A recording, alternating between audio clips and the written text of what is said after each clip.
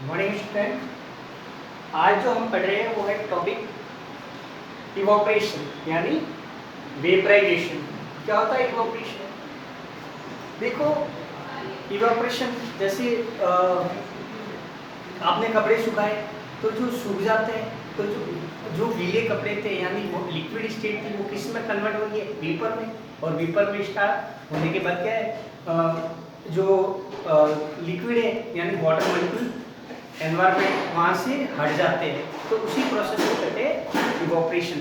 देखो process systematic definition देखिए, the process of conversion of the substance from the liquid state to the gaseous state. किसी भी substance का, मान लेते पानी, जल मान लिया, वाटर, तो क्या है? वाटर एक सब्सटेंस है, तो क्या है process? The process of conversion of substance from the liquid state to the gaseous state. Liquid state से किस स्टेट में कन्वर्ट हो रहा है? Gaseous state at any temperature, किसी भी टेम्परेचर पर हाँ उसका बॉइलिंग पॉइंट टेम्परेचर से, बॉइलिंग पॉइंट से कम होना चाहिए। जैसे पानी, वाटर का बॉइलिंग पॉइंट कितना होता है? 100 डिग्री। तो कहने का मतलब इवोपरेशन 100 डिग्री पर नहीं होना चाहिए, फिर तो वो तो क्या हो जाएगा? बॉइलिंग हो जाएगा। यानी उससे कम टेम्परेचर पे होना चाहिए। तो हम उससे कम यानी आप 99 भी ले सकते हो और उससे कम कोई भी ले लो जिसमें ये इसकी भाप बनना स्टार्ट हो जाए, उसी को हम कहेंगे इवोपरेशन।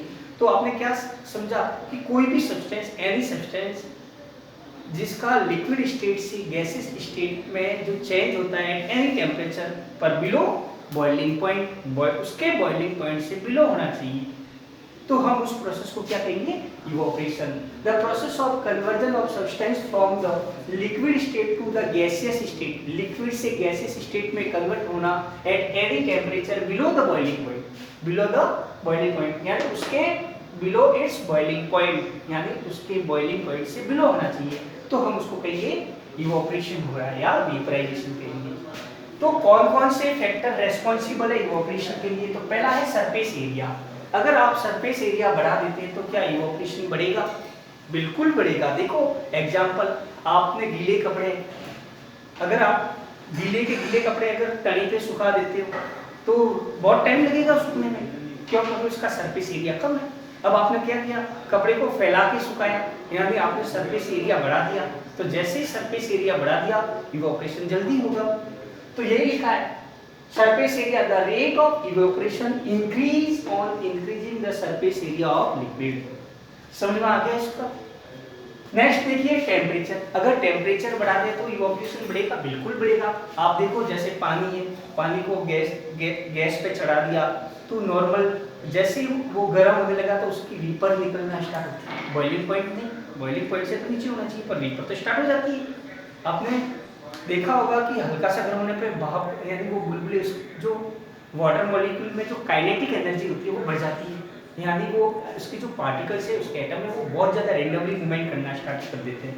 तो जैसे टेम्परेचर बढ़ा देंगे the rate of evaporation increase with increasing temperature, क्योंकि उनकी काइनेटिक एनर्जी बढ़ जाती है एटम इस वजह से। नेक्स्ट है ह्यूमिडिटी। अगर ह्यूमिडिटी बहुत ज़्यादा है, जैसे अब कल ही बारिश हुई थी, तो आज का जो टेम्परेचर है वो क्या बहुत ज़्यादा ह्यूमिडिटी है, उमस वाला है। तो बताओ उमस, ह्यूमिडिटी बढ़ने पे इवोपरेशन होता है क्या? कम होता है। देखा होगा अभी जो ह्यूमिडिटी है, तो ह्यूमिडिटी में आप अगर कपड़े सुखाओगे तो काफ़ी टाइम लगेगा, और धूप में सुखा दो तो नॉर्मल टेम्परेचर अच्छा होगा तो जल्दी हो जाएगा इवोपरेशन, जल्दी से सूख जाएंगे। अब नमी वाला टाइम है, अभी जो जैसे कल ही बारिश हुई है तो ह्यूमिडिटी ज़्यादा है एनवायरनमेंट में, तो इवोपरेशन क्या हो जाएगा? ह्यूमिडिटी अगर बढ़ती है तो इवोपरेशन कम होगा, यानी कपड़े देरी से सूखेंगे। समझ में आ रहा है? डिक्रीज इन द ह्यूमिडिटी, अगर ह्यूमिडिटी कम है तो फिर इवोपरेशन बढ़ जाएगा।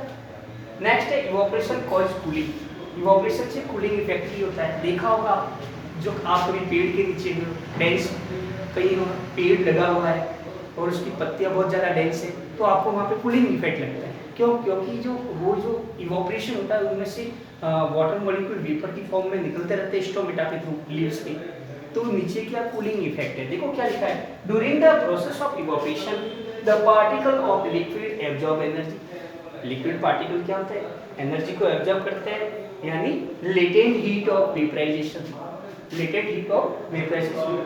From the surroundings to get convert into the gaseous state, और वो किसमें कन्वर्ट हो जाते हैं, गैसियस स्टेट, जिससे क्या है, this absorption of energy from surrounding make the surrounding cool, जिससे क्या होता है, सराउंडिंग कूल हो जाता है, क्या हो जाता है बच्चों, कूल। तो ये आप अपनी नोटबुक में लिख लेना, इसे आगे हम नेक्स्ट क्लास में मिलते हैं।